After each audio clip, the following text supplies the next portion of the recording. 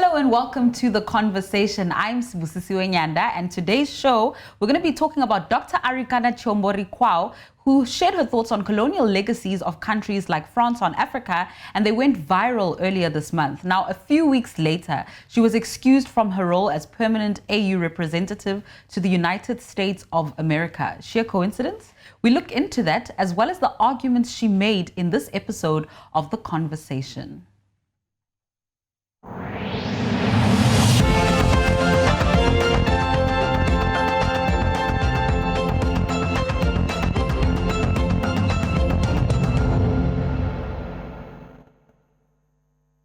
As always, we're joined by colleagues and experts on the matter, and joining us today on The Conversation are Gbenga Aborowa, who's a broadcaster at News Central, and Abdulateef Ahmed, who's a researcher also with us at News Central. Thank you, gentlemen, for joining me today. It's a pleasure. I'm looking forward to getting into this discussion with you. But before we do that, let's introduce you to the lady we're speaking about. Her name is Arikana Chihombori-Quao, and she's a medical doctor and activist. She's also the CEO and founder of Bell Family Medical Centers in the United States, and was appointed the African Union representative to the United States of America in 2016. Now, her name trended across African Twitter sphere when a video of her speaking candidly about her take on the state of Africa and its links to colonialism went viral. This wasn't the first time she made such remarks, but perhaps the first time her views were this widely spread among Africans both on the continent and in the diaspora. Now, on the 7th of October in 2019, she received notice that she was no longer permanent ambassador in a letter from the African Union Commission Chairman Moussa Faki, which again took the Twitter sphere by storm, with many people, including former Ghanaian President Jerry Rawlings and Floyd Shivambu of the Economic Freedom Fighters in South Africa, calling for her reinstatement. What exactly did the doctor say? Why has she gotten so many people hot under the collar? Let's take a look at what she had to say. Met between November of 1884 and 1885 precisely to make sure Africa and its children are forever defeated and dominated. The way they did it is by chopping Africa up into the tiny little economies that we see today. Countries like Burundi, Togo, Djibouti, Central African Republic, Malawi, Mozambique. The list goes on. Pretty much all the African countries that you see today. That was by design. That was to see to it that Africa was forever defeated. That these small economies are economies that cannot survive on their own, or should they survive, they are easy to destabilize at the push of a button. That was 124 years ago. Fast forward 2019, nothing has changed.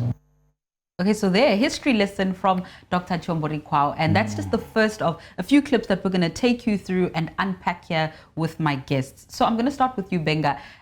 People have argued that the reason she's now been removed from her position is because of the close relationship Chad and Moussa Faki, who's the head of state in Chad and the head of the AU Commission, they share with France. What is the merit to this kind of argument? I mean, there's no merit and there's no reason for her to be sacked, but according to the legality of it and how the instrument of operations of the African Union works, it's the African Union will determine. There's no specific time to your tenure. They will determine when you're useful or not. And there's a saying that the witch cried last night and the child died today. So you do know what happened was because of a comment. They thought it was undiplomatic, and it kept a lot of people. You know, they say the truth sometimes can be uncomfortable for people to stomach, and that's why it led to that reaction. But I like what has happened, the fallout of that, of her sack. It's led to a lot of people have never known her before or know the history of Africa with regards to colonial attacks to France. So I hope she's reinstated. I doubt that will happen, but we'll see how it goes. We'll be keeping a close eye. Abdulateef, what do you think this means for many times the AU finds itself under criticism, people saying that it's a toothless dog, and it continues to find itself under the thumb of Western powers. What do you say to people who say, well, there we go, we've been saying it and there it is. This is an example of exactly that. Well, from what we have so far, we are having a relearning process because there is nothing that is as powerful as information. So a lot, it seems to me that her speeches has galvanized a lot of people across Africa and amongst the diaspora because she's been hammering on issues that have kept Africa down. You know, issues that we have to fight, we have to do away with for us to be able to move forward. And so looking at her antecedents and these recent happenings, it tells us more that things need to be done properly because her recent sack is not is seen as not to be done in the right way. That is one. And secondly, it is either the AU does not understand the current followership and the mood of the people across Africa, because she's feeding people with the right information. I mean, the data is there, only that she's able to for doing her job. You know, so she's doing her job, and then someone does not feel comfortable. You know, we've always known, for example, or assumed that 12 to 14 countries, African countries, francophone countries, are beholden to France, and this just seemed to attest to that assumption. So just speaking on the topic of her speaking truth to power, she also spoke about how uncomfortable she is with small African economies being thrust into a volatile global environment against more advanced economies. Let's take a look at what she had to say about this, and then I'll take views from my guests on this. Well, African countries are not even lightweight boxers. They are wannabe boxers who are being put in the same boxing ring with heavyweights. You see, you got to understand that Burundi has the same sovereignty as China. Central African Republic has the same sovereignty as India. So when it comes to negotiating country to country, little Djibouti will stand next to China. Little Burundi will stand next to India. And when China beats up Djibouti, the world said, Djibouti, what's wrong with you? Why aren't you able to take care of your people? Such a small economy. Its population is growing, but its land mass is not. Djibouti can only do so much. The small economies can only do so much. And even those that have tried to survive, they are so easy to stabilize. Before you know it, there's conflict in those countries. And next thing you know, everything is. So is that a progressive statement? Or is it, a little bit of hiding behind some of these colonial tropes that we know exist? It's not. It's a clear and present reality, and the effects of colonialism still affects us today, and it will still have long-term effects. And I like what she said, the analogy of, little Djibouti. Yes. But when Djibouti, we've seen African countries that try to do well for their people, and damn the consequences. So in the 1960s, when we saw a flurry of independence movement, yes, and the colonialist post-World War granting African countries independence, it was just independence on paper. Yeah. It was flag independence. They were not really free. And the ones that decided, the brave ones that said, down with neocolonialism, down with colonialism and all of that. We want to take care of our destiny. Yeah.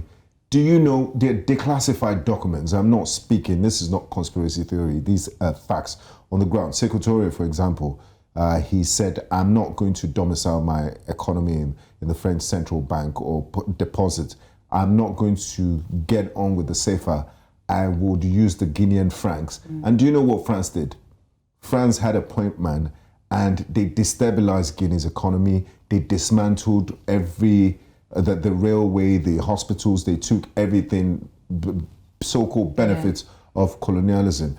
Burkina Faso, the upright man, Thomas Sankara, the same thing. He spoke out at the same it was Organization of African Unity at the then. time. He was condemned for speaking out against colonialism. Patrice Lumumba in the Congo, he spoke out. And do you know what they do to these people that want the best interest of their countries and don't want to be under the thumb of France? They are assassinated or they sabotage their economy. France actually sponsored, made counterfeit Guinean franc notes and flooded the economy of Guinea with it just to make life unbearable for them. And to destabilize and I'm happy that this sort of conversations are coming out now. So would talk about the issues and put the facts. Yes, I want to just jump on the wave that you started there, speaking about the CFA franc. She had this to say about exactly that. Let's take a look.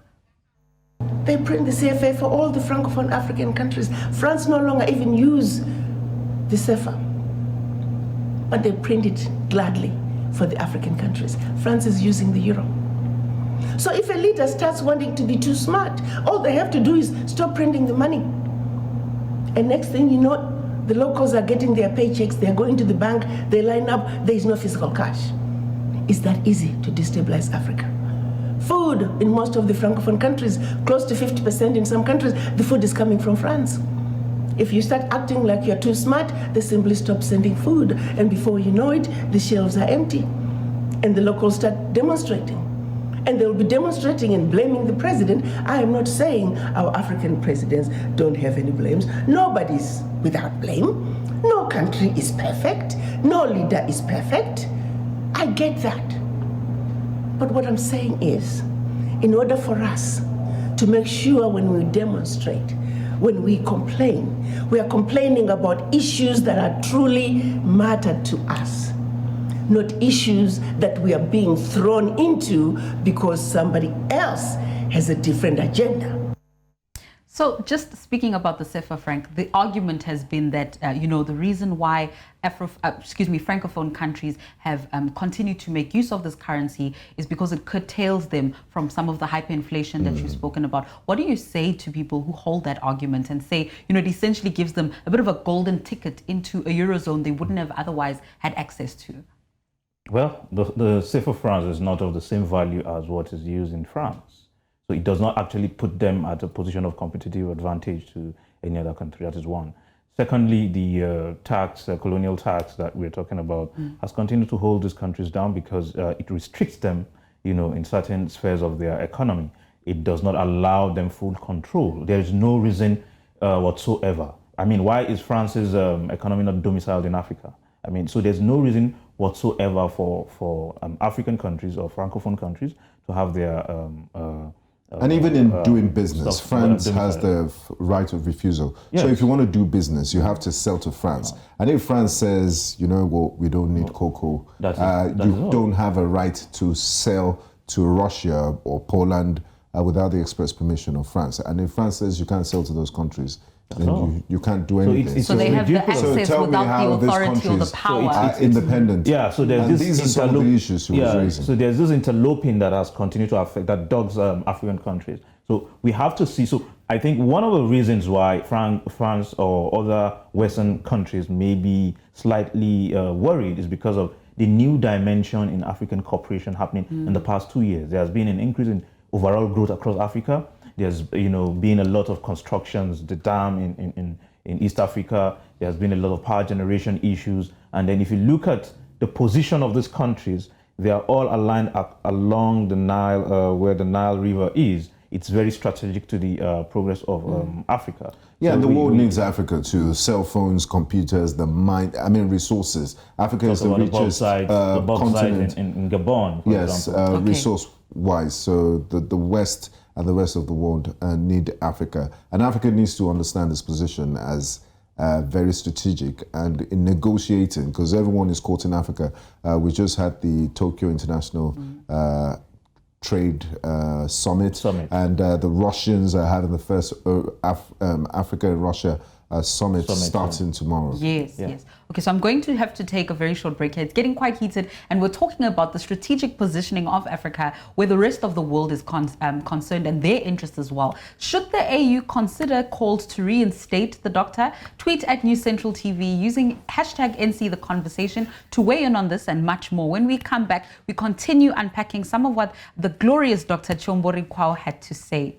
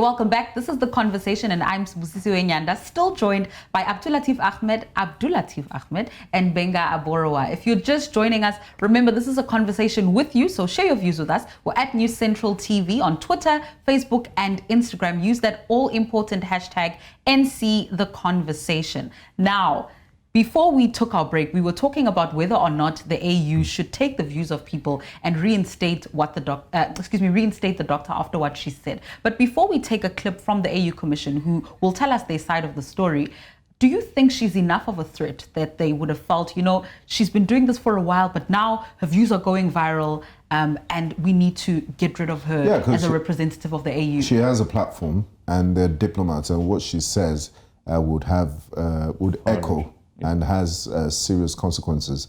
And maybe they feel, if diplomats have a way of the kind of language they use, that she's a bit too fiery and they don't want to get into trouble, especially knowing that Africa is, a lot of African countries are aid dependent. Even the African Union headquarters was a gift by the Chinese. So they would want her to, but it's shocking that she wasn't even given any warning and she was just done away with in that manner. Yeah. Okay, so while Dr. Quao has been quiet on the matter, the AU Commission has responded to this, and this is what their spokesperson had to say. And Eva Kalondo, the spokesperson, says there is nothing peculiar about or nothing extraordinary about the termination of her contract.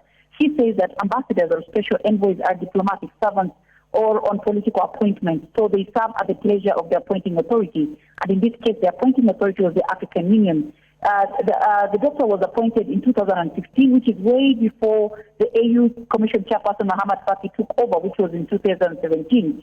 So he says he retained her because her work spoke for itself. It was commendable. And now it is time for the AU Commission Chairperson to choose another African to take over. So the AU Commission and the African Union is saying that the doctor and African have a reason to fight termination of her contract because she... the special envoy understands the terms and conditions of the service, and this means that as a diplomatic appointee, she should be able to understand that the appointing authority has the power to withdraw or terminate the contract. So they've essentially absolved themselves of responsibility where this is gone. They're just like, look, this is how the cookie crumbles. She knows this as a member of the African Union. Move on and deal with it because this is how it goes.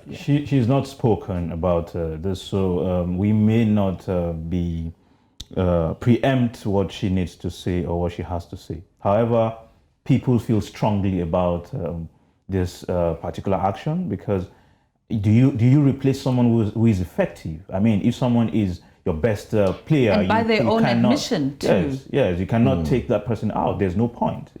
I'm sure you do not. There's no standing rule that you must stick to one term in office. So I see no reason why she cannot be reappointed. Yeah, but then going by the antecedents of the African Union, when did they ever listen to the will of the people? They will always do what they will do. Yeah. And it's a toothless organization that has not lived up to its expectations and the times we live in. This will be a litmus test for the integrity of the African Union and going forward. And I'm happy that a senior figure when it comes to politics in Africa has lent his voice in there. I'm talking about the person of former Guinean President Jerry Rawlings. He released a statement condemning her sack. And just speaking of that, I actually would like us to take a look at what he had to say. Let's see what former President J.J. Rawlings had to say about the sacking of the doctor. So he says here, the dismissal of Arikana Chihombori-Quao, AU ambassador to the United States, raises serious questions about the independence of the AU. For someone who spoke her mind about the detrimental effects of colonization and the huge cost of French control in several parts of Africa, this is an act that can be described as coming from French-controlled colonized minds. How can this shameful behavior emanate from us? A woman with all that it takes to galvanize our continent, and he's quoting the AU there, is chopped down by French colonized powermongers good enough to be cleaners or pruning trees at the LSE Palace. With leaders of this kind, how can this continent ever progress? So he's made it very clear where he stands there. It's clear, Yeah, and we're in 2020. The narrative has to, the Berlin Conference happened, she talked about the scramble of Africa in 1885. A lot of African countries got their independence in the 1960s. So it's almost 60 years post-independence. And we still have this sort of subjugation to France. I'll give you an example. It's not just the central bank. We're not just talking about the posture and positioning of Africa, because the activities have real life consequences on people in Africa, and we're subjugated. We're on the shorter end of the deal. I'll give you an example. Arriva, it's a nuclear company. It's a nuclear mining company in Niger Republic. It's said that 1 in 5 light bulbs that pop up in France, the uranium is mined from Niger Republic. So when they try to renegotiate the deal, like, look, we can't be doing this. France has a military base garrison there because as a matter of national security, the power has to be on in France. So they get the short end of the deal. They only like heads of states that would play ball. Toe the line. Yeah, they don't mind if you're a dictator. We've seen Ali Bongo, declassified documents. He donated money to French President Chirac and Sarkozy when his people are living in abject poverty to contest elections in France. So they like those sorts of puppets, African heads of states that are puppets that would just do the bidding of Paris at the expense of their people. And this needs to change. And the African Union should be at the forefront of this. But instead, they're aiding and abetting the neo-colonization of Africa. And we've seen the likes of Taylor in Liberia. Yes. We've seen the conflict in Sierra Leone. We've seen the DRC as well finding themselves affected by this. But let's take a look at another tweet. This one coming from South Africa. Leader of the EFF, Floyd Shivambu, had this to say also on the reinstatement, calling for the reinstatement of the doctor.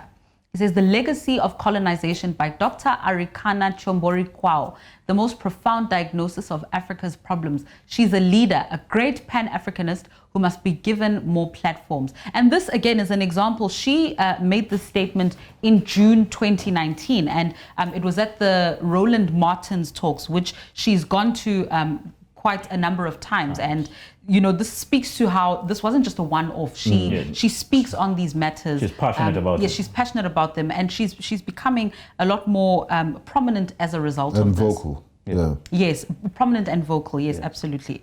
We're going to take one last tweet here coming from Kenyans First, and this is what they had to say, making a comparison here between her and somebody that Gbenga Aborowa we know speaks quite highly of and speaks about quite a lot. He's an African icon, and they now are drawing parallels between Dr. Quao and this African giant. Let's take a look. Thomas Sankara spoke truth to power and got assassinated. Dr. Arikana Chihombori-Quao spoke truth to power and got fired by the African Union. And they're putting her there alongside the late, great Thomas Sankara. Is this an accurate, comparison to make? You can be more spot on. You can be more spot on, than this. We seem to not want to appreciate the power of speaking the truth to people and speaking truth to power. Because unless you continue to speak truth to power, those in power may continue to defer to people who do not impact positively on Africa. I mean, the role interlopers and Western countries have played, in the destruction of Africa is sufficient grounds for us to discontinue trade with them. Absolutely. But you realize that the top 15 trade partners of Nigeria, for example, you hardly find an African country amongst them. So we do probably more trade with Netherlands than our neighboring country, Togo or Cameroon. And we are just neighbors. And I appreciate this discussion because it would make us look deeper and really question what are we really doing? Exactly. What's the essence of this African unity that we talk about? What is the African Union doing for us? But it starts with the people. Absolutely. And I like the pushback and she also they're getting yes. now. In the past, nobody would really say anything about it. Exactly. We take it on the chin and move on. There have been several petitions that have gone out from members of state in America, various African countries as well, coming forward and showing their support. But just in wrapping up this discussion and ending it on a positive note, as we've just said here, let's take a look at what she had to say about the all-important role also of the diaspora. We know that she was an ambassador to the United States, and she felt that Africans living in the United States and the rest of the world had an important role to play in moving Africa forward. Let's have a look.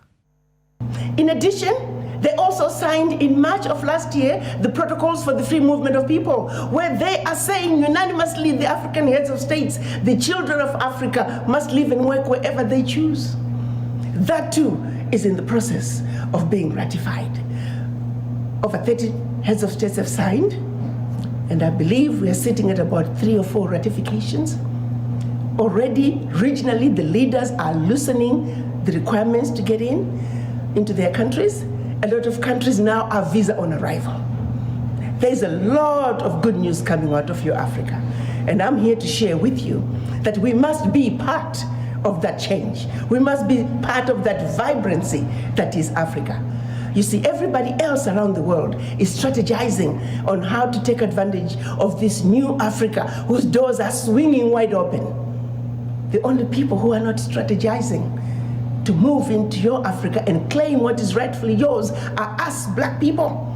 Why can't we be like the rest of the other diaspora in this world? Ask for the voices of Indian diaspora, loud and clear. Chinese diaspora, loud and clear. Irish diaspora, loud and clear. Mexicans, Jews. But when you ask for the voices of the black people, you might as well go to the graveyard. We're missing in action. Absolutely. Drops mic. I mean, it's that's clear. a drop mic moment. Look at this situation. So remittances from Africans in diaspora is in billions on an annual basis. Yeah. But the problem is how many of these Africans outside Africa are able to organize what's happening at home.